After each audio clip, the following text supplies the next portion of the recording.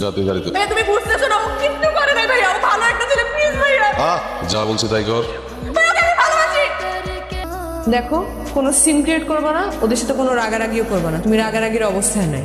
আমি আসছি শুধু তোমাকে দেখতে, আর একটু রান্না করছি, ভাবছি তোমার জন্য নিয়ে আসি। শুনলাম তুমি নাকি একা থাকো, ব্যবহারে বোঝা যায়।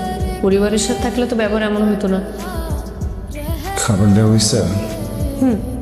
যাও। ওমা, খাওয়াবো না? আমার দুইটা হাত আছে, আমি খেয়ে নিতে পারবো। আচ্ছা খাও, ওষুধ টষুধ খাও একটু যে। বলছি না যাও। ঠিক আছে।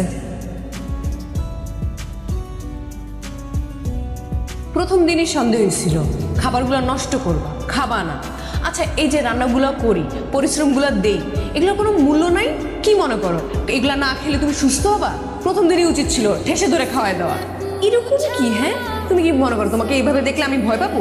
একটা থাপ্পড় দিয়ে তোমার এরকম করা ছুটাই দিব। হ্যাঁ বল। চাচা, আমার বোন কান্দতেছে কেন?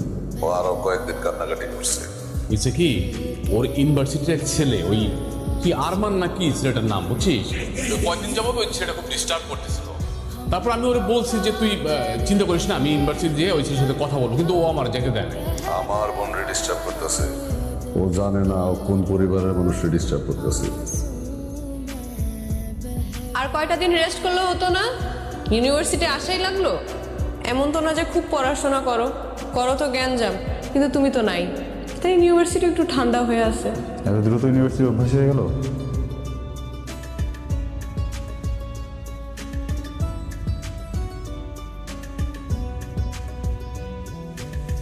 जिसने पूछा हमसे ভাইয়া কি করতেছো? ভাইয়া ও কিচ্ছু করে না, ও ভালো একটা ছেলে। ভাইয়া প্লিজ কি করতেছো? তুমি থামাও না কেন ভাইয়া? ওই তো তোরা ডিস্টার্ব করে তাই না ভাইয়া তুমি বুঝতেছো না, ওই ছেলে না, ভাইয়া অনেক ভালো একটা ছেলে। কি করতেছো ভাইয়া? ওদেরকে থামাও তুমি। ওর নামে তো আরমান।